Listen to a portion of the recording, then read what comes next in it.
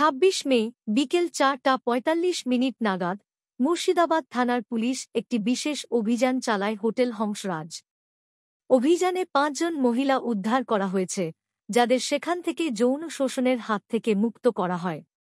Police সূত্রে জানা গেছে, ঘটনাস্থল থেকে হোটেলটির ম্যানেজার জিয়াউর রহমান, যার বয়স ৩৮, এবং একজন ক্লায়েন্ট দিলওয়ার হোসেন, যার বয়স ২০কে গ্রেপ্তার করা হয়েছে। অভিযুক্তদের আগামীকাল আদালতে তোলা হবে এবং ম্যানেজারের ১০ দিনের পুলিশি হেফাজতের আবেদন জানানো হবে।